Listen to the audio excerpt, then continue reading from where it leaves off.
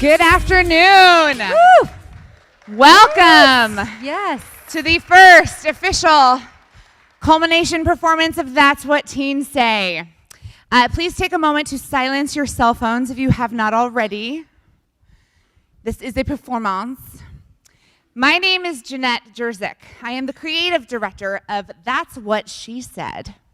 My name is Erin Tarr, and I am the founder and CEO of Be the Benchmark. That's What She Said is going into its 5th year here in the Champaign community. It is a one-night performance where we invite local women from the community to share a personal story live from the stage. Be the Benchmark is a local program as well, doing confidence and communication coaching for teen and tween girls. So a few months ago, Erin and I got together and started brainstorming. Wouldn't it be amazing if we could bring together the elements of That's What She Said and the empowerment coaching of Be the Benchmark, and we created the program called That's What Teens Say.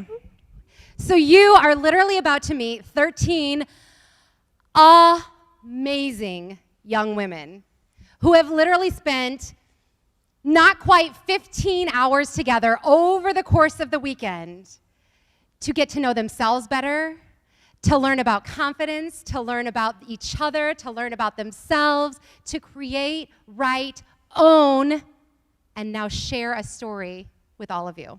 So we want to thank you all for coming out to support these girls who've been working so hard. There's a couple other people we need to thank. This program would not have been possible without the generous support of the Champaign Park District. Their staff has been absolutely amazing. Can we give a round of applause to the Champaign Park District? Thank you. Thank you, Steve. And thank you very much to the support of Busey Bank. Their team has been amazing to work with. They've been supportive since the very first day this idea came into existence. Our families, our friends, just thank you so much for coming on out. So, I know it seems like this moment now for you all is the culmination and the high point of what the weekend was all about, but really, these girls already did it. Now you're gonna make me cry. And you guys, if you don't have tissues, you better get them ready.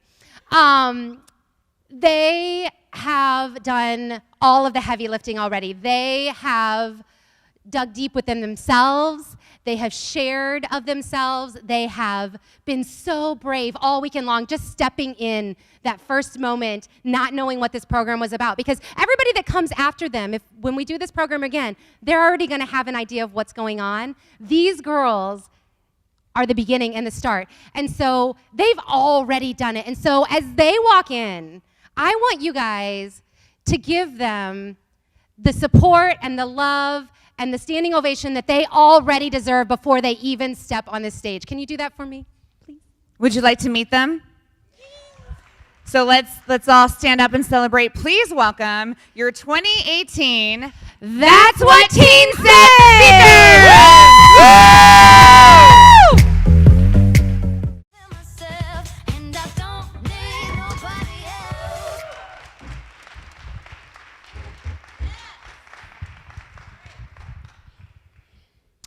She gets it from her mama.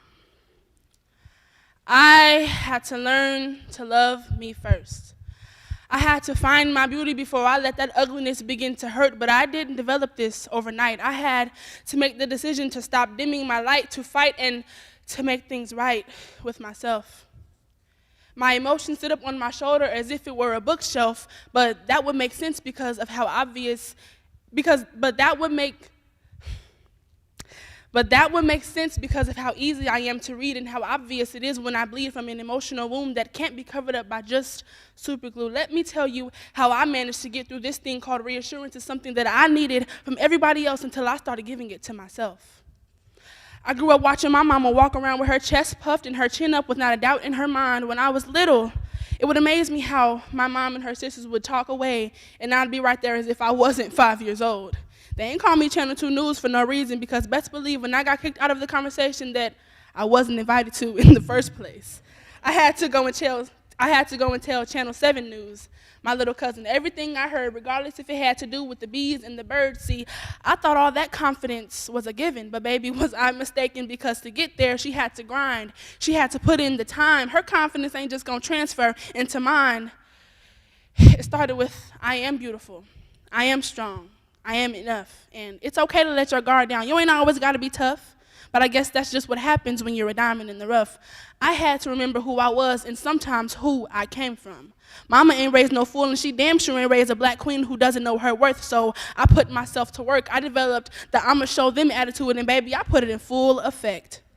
I found pride in my thighs. I found the perks within my hurts. I found goldness in my boldness, and I found me.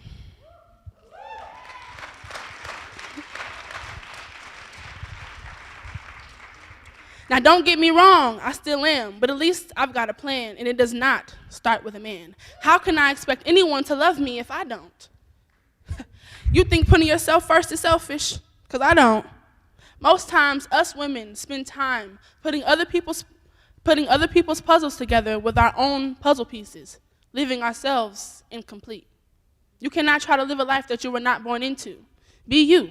So if my mama can do it, I can too. Most people focus on their health, what other people got to say, and maybe even their wealth.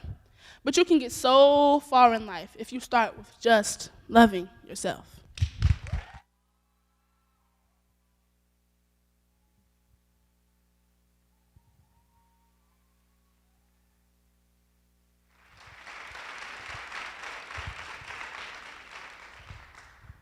You're not sitting in this audience. You're probably never going to hear this, but you are my why. Why I get up in the morning, why I try my hardest in school, why I am the person I am. I do the things I do to make you proud because you don't always get the opportunities I do. You sometimes get better ones. In school, you got taught how to cook, ride the bus, and things that are going to help you in life. But I'm being taught how to solve for X, which just shows how you can make popcorn without setting the microwave on fire, unlike me. A few months ago, Mom and I walked out to the garage together to have a talk. The garage is the place where we have talks, serious or funny, or we just start singing. I sat on the concrete step right next to the door that goes into the house. I could not make eye contact with Mom because I knew this was going to be a serious talk. At first, we were talking about how you've impacted my life. Mom then asked if I remembered when she first told me you had Down syndrome. I said no. Then she reminded me that it happened when I was about 5 years old and I was in the bathtub getting ready for bed, which is near the time I was going to start elementary school. She said that she wanted me to be ready for when people asked why you were different and say things about you. Even though no one is the same, we're all different. She then told me that you had Down syndrome. And I asked what it was. She explained it's when a person has a harder time learning something or understanding. I then asked if Daddy had it. And she laughed. And said no. Mom also told me that when you were born, a lot of people kept saying apologies. No one should ever be sorry for us because you're in our lives. You're not Down syndrome, you are Aaliyah. We don't apologize for you, we are grateful for you. I mean, other than the fact that you sing nonstop, but I wouldn't trade you for any other sister. I see the world in a new way, eyes full of acceptance and patience because of you. This is why you are my why.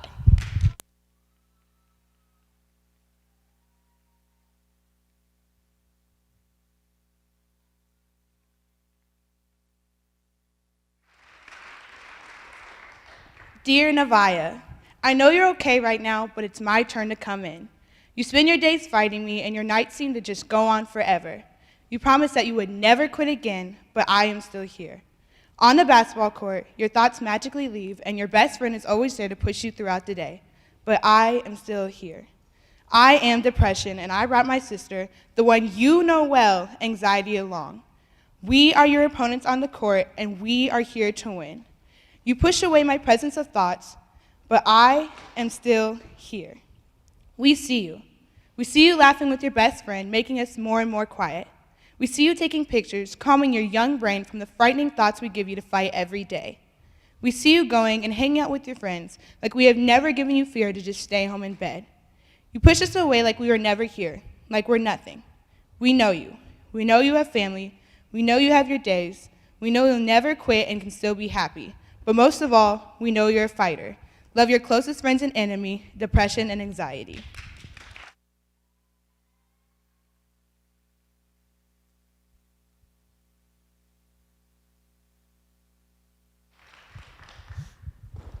On December 14, 2017, I moved 7,225 miles from Doha, Qatar to Champaign, Illinois. My family and I had lived overseas for 8 years. Coming back was a big culture shock. Let me just clear it up for you. No, I didn't live in a tent. No, I did not ride a camel to school. Yes, I did have running water and electricity. Also, I'm learning Arabic, not a terrorist language. Someone actually asked me that. When I was 6 years old, my dad quit his job in North Carolina. I thought that we would maybe move homes, maybe schools. I would have never guessed that we would move halfway across the world. When I was 6 and my sister was 3, we packed up what I called home and moved. At that time, I thought we were moving to a war zone with bombs constantly falling. I didn't know that we were moving to a safe place, a place where I would constantly travel, and a place where I would make great friends. Living overseas was very different than living in the US. I heard the mosque 5 times a day, every day. Women couldn't drive, and my mom had to cover her wrists and ankles. I realize now that living overseas has really impacted my life, by the friends that I've made, the 27 countries I've been to, and the memories I've made. One of the memories I made was with my sister. She's a blondie and was treated like a celebrity. Sometimes when we went to the beach, busloads of migrant workers would run down to the water and try to take a picture with Abby and her best friend, who was also a blondie. Something that was a culture shock for me was that people in the US actually follow the rules of the road. When they see a stop sign, they stop. When they see a yellow light, they slow down most of the time. Over there, the signs are just suggestions, and they try to outrun the yellow lights. I'm so thankful to have lived overseas for a portion of my life, and for all the opportunities that I got. I have lived in Champaign for 332 days, and so far I have made great friends, I go to a great school, and I couldn't be happier. Wherever I have and will live, my perspective of the world will always be the same in some ways and different in other ways.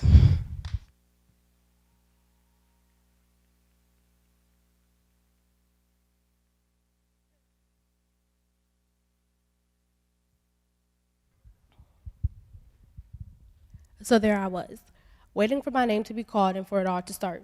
Sitting there knowing my mom's there before I even saw her, it felt like everything was moving in slow motion. Where'd it go?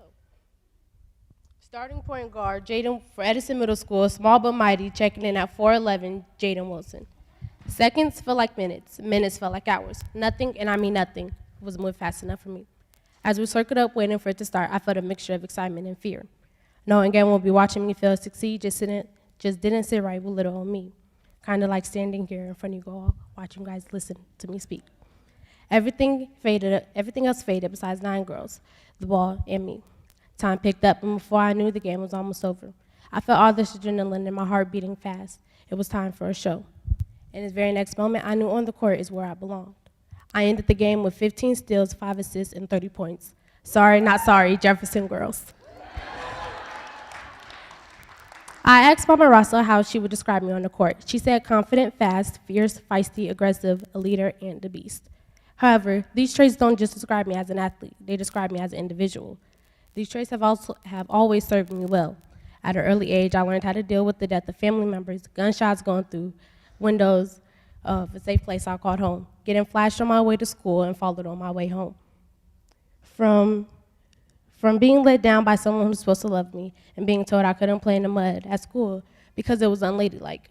Everything I learned from those moments helped shape me who I want to be. Someone like my mom, the Erica Moss. Confident, fierce, feisty, and a leader. Sound familiar? I'm the spitting image of my mother.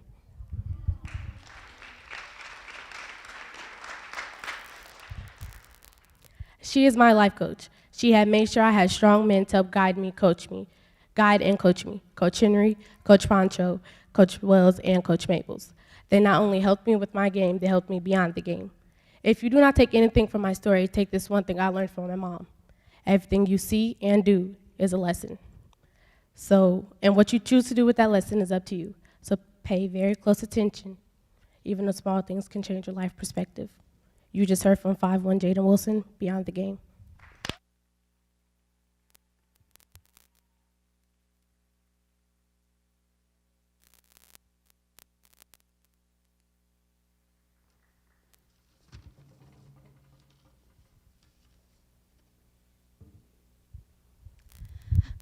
After I said it, I felt a combination of nerves, stress, and pride.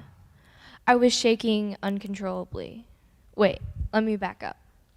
We've all been to those sleepovers with Truth or Dare. Mine was a little different. The reasons? A, it was in Puerto Rico. B, it was with my crush. You can probably imagine that it didn't go well. It started in the beginning of spring in 6th grade. 6th graders gossip a lot, as you are most likely aware. One of the girls in my class had come out to her friends. Naturally, I found out. After that, I started thinking more. You know how you don't start thinking about crushes until you know what they are, or someone asks or brings it up for the first time? How if you don't think about them consciously, you don't even know you have them? That's how it was for me. If I didn't know someone who was part of the LGBTQIA plus community, I wouldn't have even considered it myself. That was when I realized I liked her. That summer, my school planned a trip to Puerto Rico. The few kids who went shared rooms with 2 to 3 people while the teachers had their own rooms. It was a small group of 4 girls in a 2-person hotel room, staying up late and goofing around. And guess who just happened to be one of my roommates? My crush. We were playing Truth or Dare. Y'all know how that tends to go. Maybe I was asking for it, but I chose truth. It was the first time I came out to anyone besides my mom. But let me tell you, it gets easier every time you say it. Even saying it to the person I felt safest with was a struggle. This time, I was as far away from her as I had ever been in my entire life. And I was nervous and scared of rejection from my crush and judgment from my other roommates. At first, I was just going to come out. I like girls and boys, I said nervously. Oh yeah, me too, high five, she responded. One of my other roommates asked who I liked. My immediate reaction? Oh crap. Let's just say she was very observant. My crush was a bit slow on the uptake, but when I finally said it, she had no reaction. It was painful for me to do that, and to this day, I still don't know how she feels about me. But it felt good to speak my truth. It felt like I had freed myself of a 100-pound weight on my shoulders. After that, I stopped being so afraid of people finding out. I stopped treating it like some dark secret. It's who I am, and there is nothing wrong with that. And now, I'm not afraid to say it to complete strangers. I am Lola Valentine Wright, and I am pansexual and a proud member of the LGBTQIA plus community.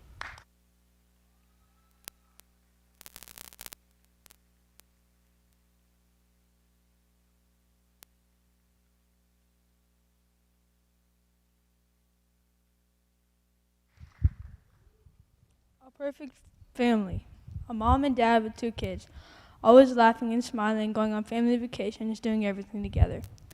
From going to each other's sporting events, cheering each other on, to waking up Christmas morning, all wearing matching pajamas with the biggest smiles on everyone's faces. That's a perfect family, right? That's not the case for me. A perfect family to me is a hardworking mother with 2 kids and a dad who doesn't really exist.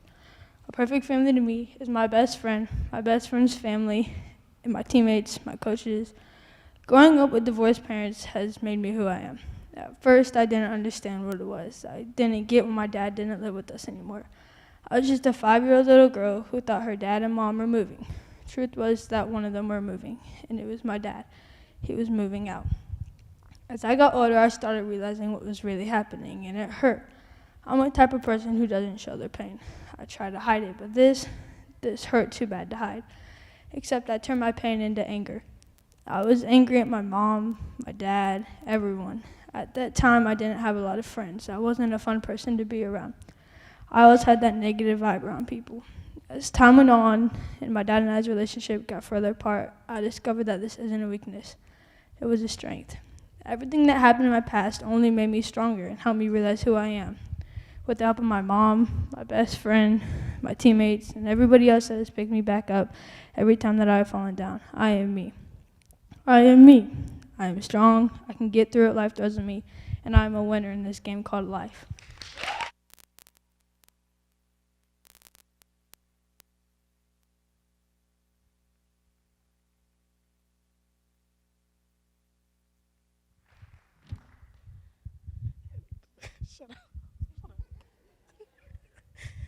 Dear me, I wonder if you're angry. I am angry inside, but will not show it outside. I wonder if you forgive her. I forgive her, it still hurts, but I will not show it outside. I wonder if you're understood. Sometimes I'm not understood, but it will not show it outside. I wonder if they care. They care, but it's different ways of showing it. I will not show it outside. I wonder how you cope. Heat goes through my veins, madness goes through my body, but I will not show it outside. I hope you get through everything that happened to you. I hope you grow up with a beautiful family and your own mindset. I know I will. I know I will go through this without or with you. I know that I will have a beautiful family with a career that will help others succeed. I am Trinity, and this is me outside.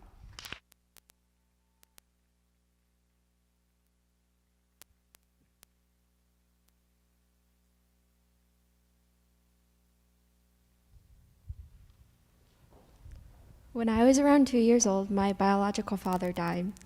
My brother and I were sent to an orphanage because our mom couldn't take care of us. The day she dropped us off at the orphanage, I was crying and I was very upset. I was very nervous to meet new people and be living with them for the next 3 years of my life. For a while, I was missing my mom, but one of the caregivers was very caring and she took my brother and me into her heart. She acted like a mother to all of the children inside the orphanage, and each weekend she would choose 2 children to go home with her and stay with her. During the week, the caregivers would take all the children to the water park or an indoor playground area. When my brother and I were with the caregiver that took children home, we went to the zoo and amusement parks with her. When I was 3 years old, I was told that my brother and I were getting adopted by a nice couple and they were going to be our future parents. At that moment, I was ecstatic and I had a big smile on my face. During that year, we got more information about our future family and we also got picture books. Inside these picture books were pictures of our parents, cousins, and a new home. Although I was excited to have a new family, I was also saddened by the thought of leaving my friends and the caregivers. The reason for this was because they had become my second family and I was going to lose another family. It was 2 years later that I met my parents for the very first time. I was packing all my stuff and I had a really big smile. My caregiver was crying because she was going to lose us. Before we left, she gave my brother and I 3 photo books each. Inside held memories of us together in the orphanage. This way we'd never forget our time in the orphanage and with her. I had butterflies in my stomach when I first saw my parents, and I remember being glad that they were there coming to get us. This changed my life, and I got a really supporting, caring, and supportive family in return. Sometimes I look back and I wonder what it would have been like if I was still in Taiwan with my mother and my father was alive. I play around with the idea in my head and I always come back to the present because I am happy with my family now. The lesson that I have learned from this experience is that not every kid is as lucky as my brother and I to get adopted and get another chance at being part of a family.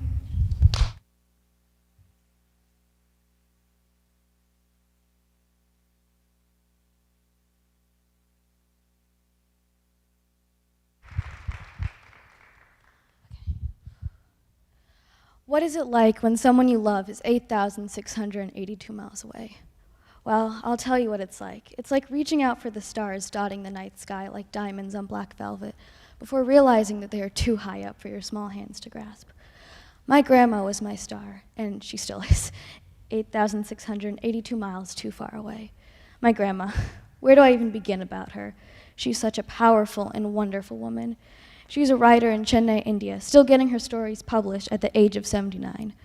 I remember the times when she wasn't that far away, times where I could come home from school in tears and find her dicing carrots for dinner or folding freshly dried clothing.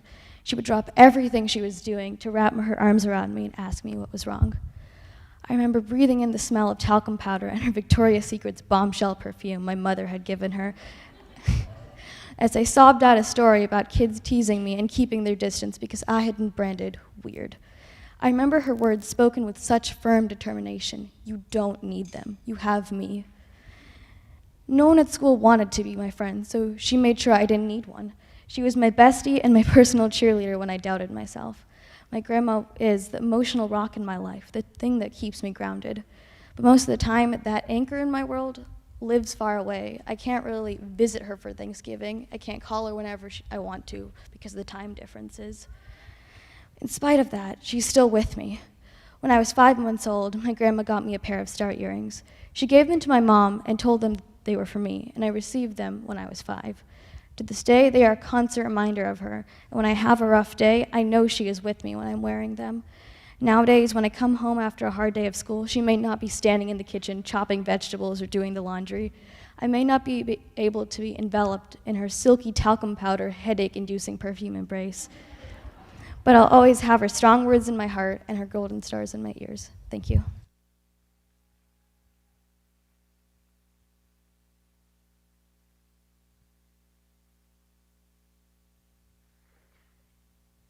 Okay, let's set the scene.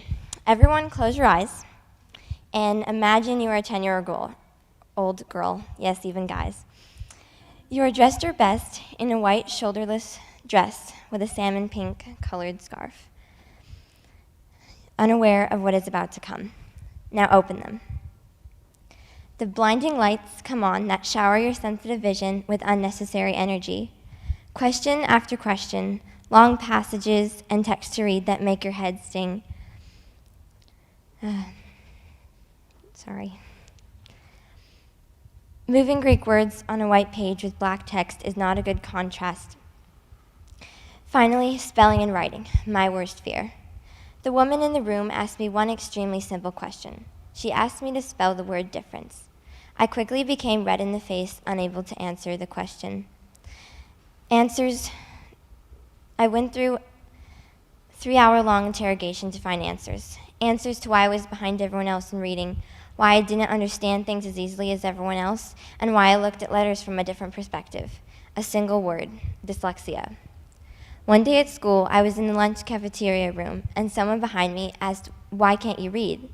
I said, "Because I'm dyslexic." And in that moment, I didn't know that dyslexia is a neurological brain disorder that slows down the learning process for everyday education.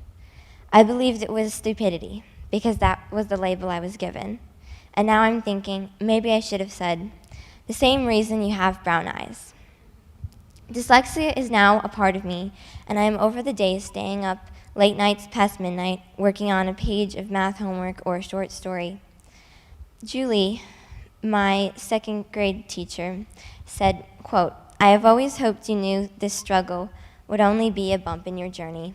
And in fact, it was a big bump and a long journey to get to where I stand now. A few years later, I interviewed the woman who created the dyslexia awareness symbol, which is a circle with 4 circles inside of it, and 4 letters, P, Q, B, and D. Draw a circle in your mind, and now add a line on the top right representing a D, the top left a B, bottom right a Q, and bottom left a P. And this represents the different perspectives dyslexics see letters.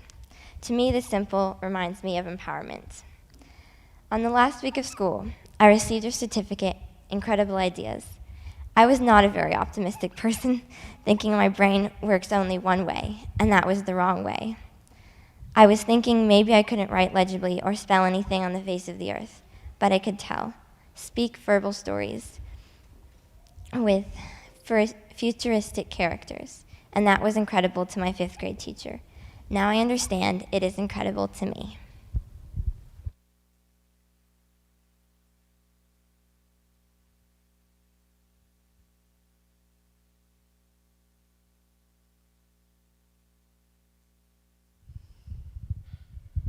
I am my mother's daughter.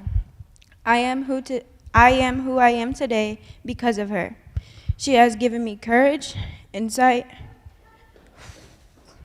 wisdom, and strength.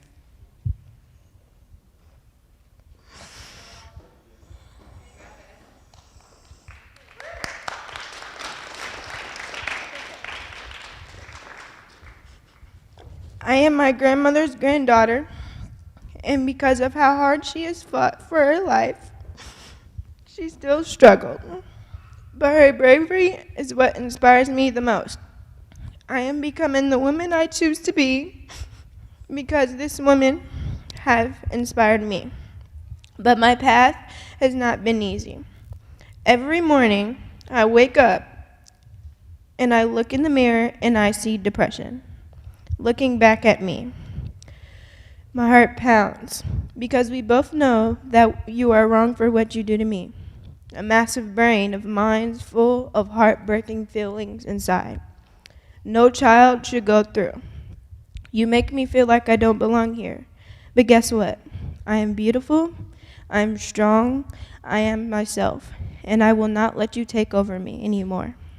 I can and I will overcome to be the person my mother, my grandmother, and all of the women who inspire me know I can be. I am better than you, and I look forward to the day when I look in the mirror and I see Kalia in all of her glory looking back at me.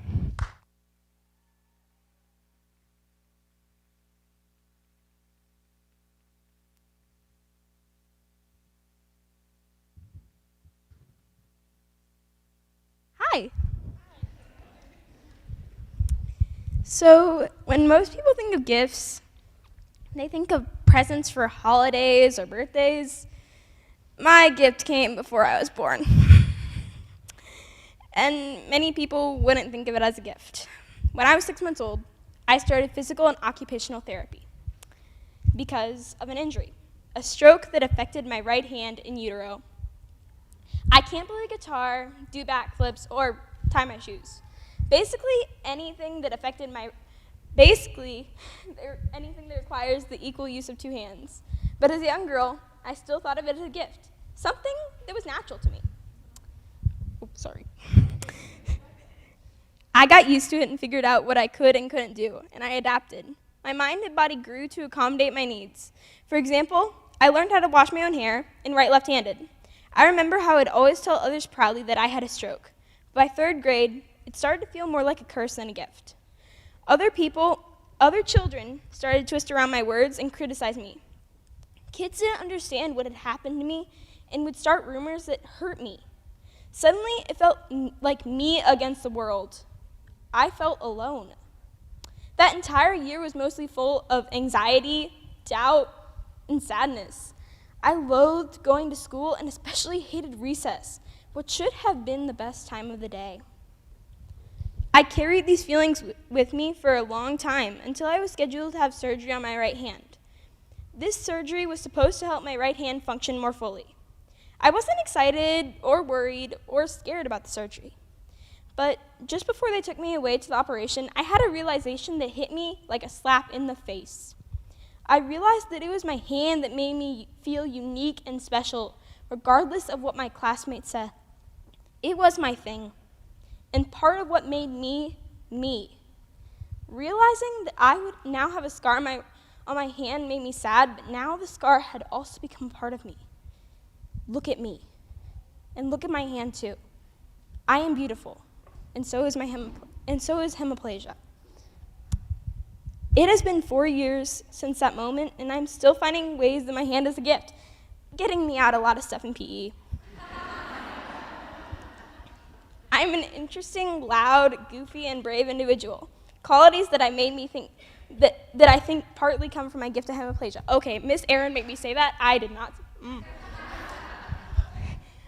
I am proud to stand here and tell people who have learning disabilities, crazy parents, or basically anything that makes you hurt, that those are your gifts. And my gift is a stroke, and I'm proud of it. So I have one question to ask you. What's your gift?